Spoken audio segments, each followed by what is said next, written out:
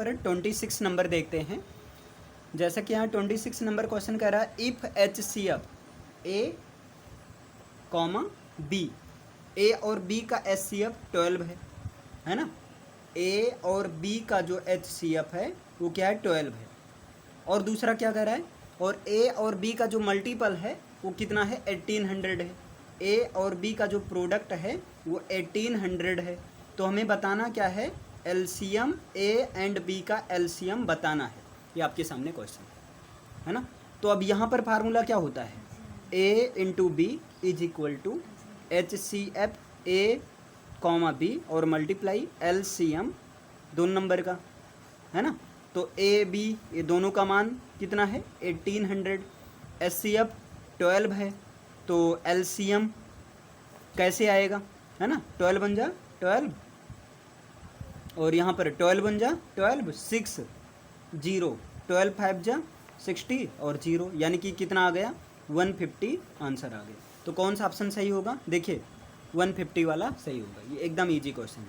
अगला देखिएगा यहाँ पर if H C F of 306 and 657 is 9, है ना। यहाँ पर क्वेश्चन कह रहे हैं कि जो एच सी एफ है और किसका एच सी एफ है 306 और 657 का जो एच सी एफ है वो 9 है ना। तो उसका हमें बताना है एलसीएम बताना है। एलसीएम किसका बताना है 306 और 657 का एलसीएम बताना है। क्वेश्चन देखते रहिए, क्वेश्चन नंबर 27 ये तो कह रहा है ना, ये जैसा कि यहाँ पर आपके सामने क्वेश्चन है ये 27 ये चीज़ दिया गया है। तो आप लगाओ ना, ये फर्स्ट नंबर है सेकंड नंबर, तो प्रोडक्ट कर दो 306 मल्टीप्लाई 657 है ना इज इक्वल टू यहाँ पर क्या हो जाएगा, देखिए H C F into LCM ये तो होता है ना।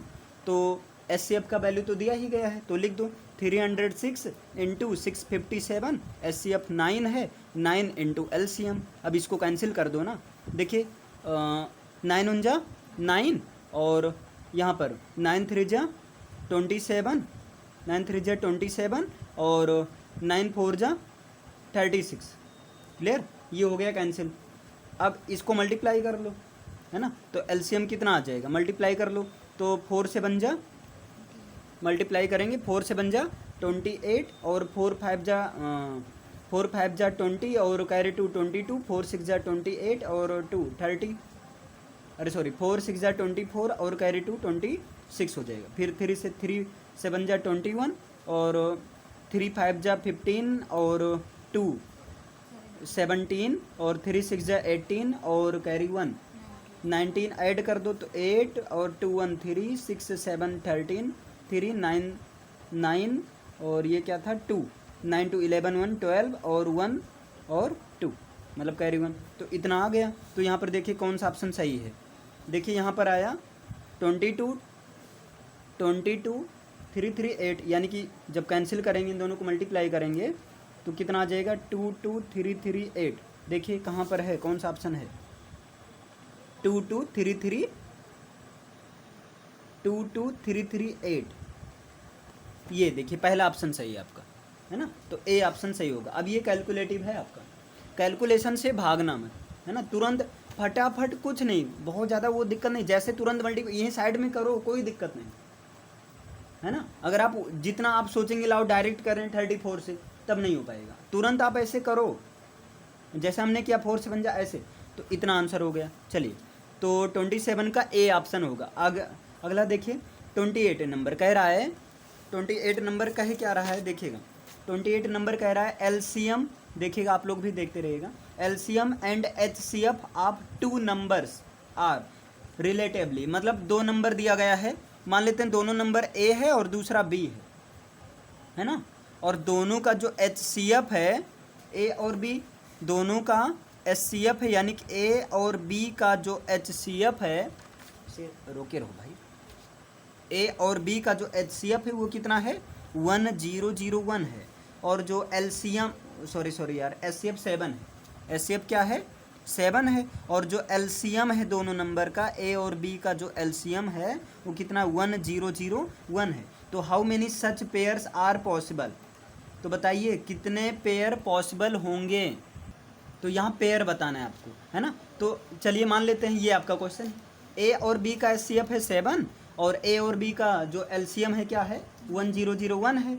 तो अब देखिए एचसीएफ का मतलब दोनों में है, एचसीएफ का मतलब क्या हुआ है दोनों में है। तो अगर हम ऐसे बात करें first number into second number is equal to होता है एचसीएफ इंटू एलसीएम होता है ना।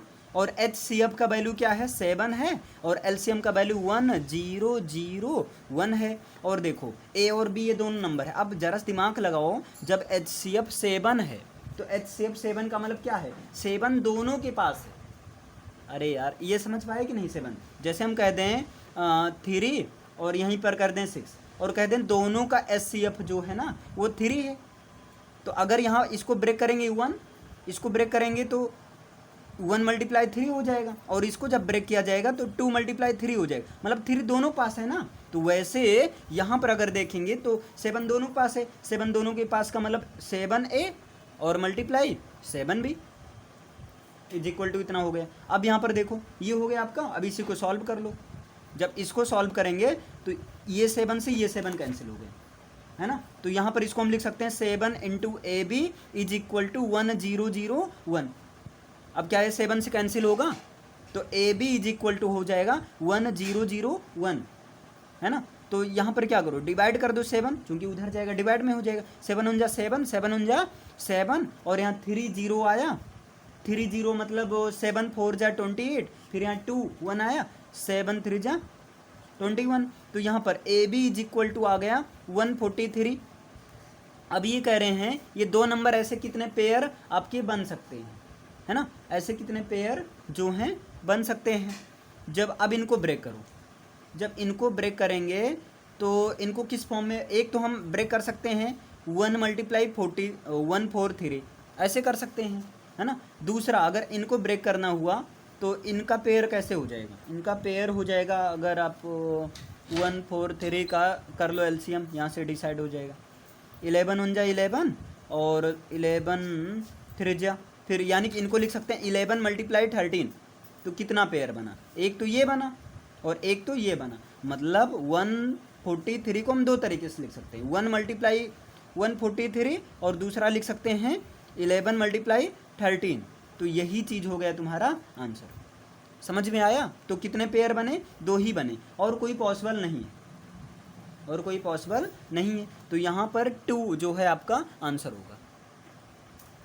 देखो यहाँ पर 29 क्वेश्चन है, इफ P इज प्राइम, अगर P जो है प्राइम नंबर है, ठीक है। तो यहाँ पर देखो क्वेश्चन करने का तरीका लिख दो, है ना। P क्या है आपका प्राइम नंबर है। फिर कह रहे हैं then HCF and LCM of P and, अब देखो HCF दे रहे हैं किसका, P और P+1 का, कितना दे रहे हैं पता ही नहीं है, ठीक, ऐसे क्वेश्चन कर दो। और LCM, अच्छा LCM और यहीं P और कॉमा P+1 इनका क्या होगा, अब ऑप्शन में आपको देखना है ना। ये कह रहे हैं P प्राइम नंबर है, P प्राइम। अब जरा सा दिमाग लगाओ, अगर मान लेते हैं ये 2 प्राइम नंबर है, इसका एक ज़्यादा ले लो मतलब 3 ले लो। अगर इसका LCM निकाला जाएगा, HCF निकाला जाएगा तो ऐसे तो करोगे डिवीजन मेथड, 2 1 जा 2, यहाँ 1 आया, 1 2 जा 2, कितना आया 1 आया। इसका मतलब क्या हुआ, जो HCF होगा वो क्या होगा 1 होगा। देखो किसी ऑप्शन में मिल रहा है HCF P, ये तो गलत, HCF P और P+1 गलत, HCF 1 C वाला लगाओ, है ना। अब ऑप्शन वाला यही आसान रहता है, ऑप्शन में पूरा दिखाना नहीं कैसे आया क्या नहीं, आप ऐसे एलिमिनेशन मेथड अप्लाई करो। HCF 1 आया, अब देखो एक इसमें मिल रहा है। समस्या तब होती जब दो ऑप्शन में HCF 1 दिया रहता, तब समस्या। समझ में आया। अब आगे कुछ करने का आवश्यकता ही नहीं। और दूसरा नंबर, या अगर आपको समझना ही है तो देखो P को हम लिख सकते हैं P × 1 और यहाँ पर देखो P+1 को लिख सकते हैं P+1 और ×1। अब बताओ जब HCF निकालेंगे तो दोनों में कौन है, तो 1 आ गया, और जब LCM निकालेंगे तो 1 तो दोनों में है, और जो अलग अलग रहता उनको भी P × P+1, तो 1 का मतलब कुछ नहीं, तो क्या हो गया P+1। तो देखो ये कंडीशन फॉलो भी कर रहा है, HCF 1 है, LCM P और इन ब्रैकेट P+1 है। समझ में आया। ये देखिए CBSE 2020 में पूछा गया। अब ये मत कहना 2020 का तो पेपर ही नहीं हुआ था हम, है ना। चलिए यहाँ पर देखिए HCF एंड LCM, अब देखो इतना आसान है, HCF एंड LCM भाई 12, 21 और 15 का क्या निकाल लो, LCM, है ना, ये बताना है और HCF बताना है। पहले हमें HCF बताना है, तो HCF 12, 21 और 15 का HCF बताना, तो ब्रेक कर दो। 12 को 2, 2 जा 4, 3 जा 12, 21 को 2 नहीं 3 मल्टीप्लाई 7, है ना, और 15 को क्या लिख सकते हैं, 3 मल्टीप्लाई 5। तो अब HCF जब करेंगे तो पेयर कौन है तीनों में, 3 है, तीनों में 3 है ना, और LCM करेंगे तो 3 तो लिख दो, बाकी जो बचे हैं सबको लिख दो, यानी कि 3 यहाँ 2 2, 3 मल्टीप्लाई 2 मल्टीप्लाई 2 यहाँ 7, यहाँ 5, 2 3 2 जा 6, 2 जा 12, 12 5 जा 60, 67 जा 4 22, 10 है ना। तो यहाँ पर कौन सा ऑप्शन है आपका, देखिए ऑप्शन नंबर सी 3, 4 20। अगला देखिए, in which of the following is irrational number, इनमें से कौन है जो कि इरेशनल नंबर है। अब देखो इरेशनल ये तो होगा नहीं क्योंकि P/Q के फॉर्म में है। 1 4 1 6 ये तो रुक गया, मतलब ये भी इरेशनल नंबर नहीं है। यहाँ देखो यहाँ पेयर बन रहा है, मतलब इतने का ही रिपीट होगा, ये भी नहीं है, जब तीनों नहीं तो चौथा होगा, है ना। यहाँ 1 4 1 4 4 1 4 4, मतलब रिपीटेशन टर्मिनेट हो रहा है लेकिन रिपीट नहीं हो रहा है, क्योंकि यहाँ पहले 14 है, फिर 144, फिर 14 44 ऐसे हो रहा है ना। तो ये वाला है आपका। अगला देखिए, the number of irrational numbers between 15 and 18 is infinite, है ना। ये कह रहे हैं कि 15 और 18 के बीच में जो रेशनल नंबर होगा वो क्या होगा, इनफाइनाइट होगा। ट्रू या फॉल्स में बताना है आपको। तो यहाँ पर इसका आंसर होगा ट्रू होगा, सही है। क्यों, किसी भी दो नंबर के बीच में जो इरेशनल नंबर होता है इनफाइनाइट होता है, ये चीज़ आपको याद रखना है। किसी भी 2 नंबर के बीच में रेशनल नंबर क्या होता है, इनफाइनाइट होता है। अगला, the product of a non zero rational, non zero rational का मतलब वो इरेशनल ना हो, है ना, एंड एन इरेशनल नंबर, तो ये हमेशा क्या होगा, इरेशनल नंबर होगा। नॉन जीरो रेशनल और इरेशनल नंबर, ये अब ये चाहे प्रोडक्ट के फॉर्म में हो चाहे प्लस या माइनस के फॉर्म में हो, हमेशा क्या होगा, इरेशनल ही होगा। अगला देखिए 3.27, देखिए बार लग गया, मतलब इसका मतलब 27 का ही रिपीटेशन होगा। तो यहाँ टर्मिनेटिंग रिपीटिंग, है ना, नॉन टर्मिनेटिंग बट रिपीटिंग, तो ये कौन सा केस बना, रेशनल नंबर का। इरेशनल की कंडीशन क्या होता है, नॉन टर्मिनेटिंग नॉन रिपीटिंग या नॉन रिकरिंग, यहाँ पर क्या होगा, आर रेशनल नंबर। अगला देखिए, आर रेशनल नंबर P/Q है या terminating decimal expansion of prime factorization of Q है।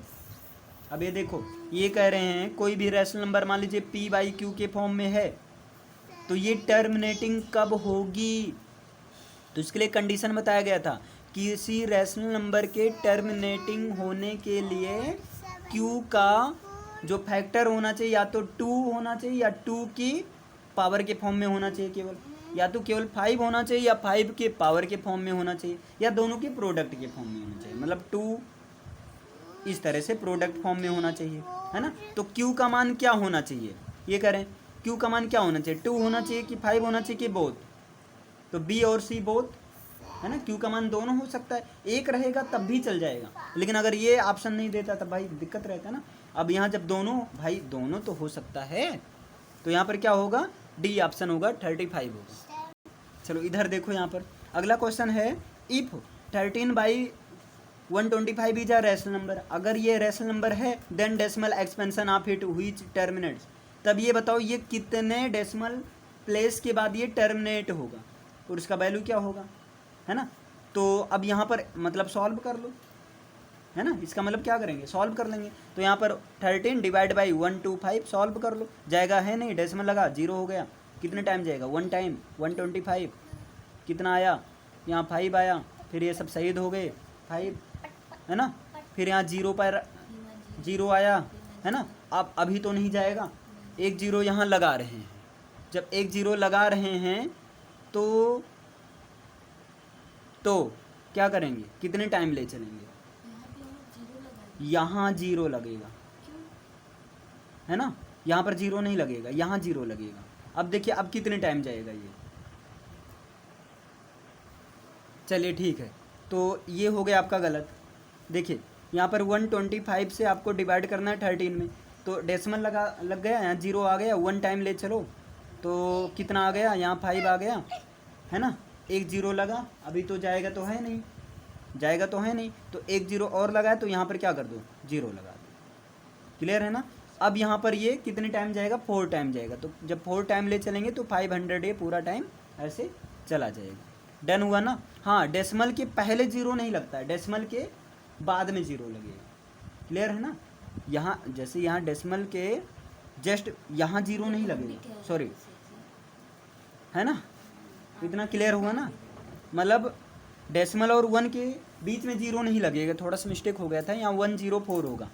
क्लियर है ना। तो कौन सा ऑप्शन आपका सही है, पहला ऑप्शन सही है। हाँ, आप चाहो तो देखो डेसिमल 104 को आप चाहो तो 0.104 लिख सकते हो, आप चाहो तो 000 जितना जीरो चाहो, कोई मतलब नहीं है, सॉरी, कोई मतलब नहीं है कि डेसिमल के पहले जीरो लगाने का, है ना। डन। चलिए चाहिए ये, तो ये आपका ए ऑप्शन हो गया। डन।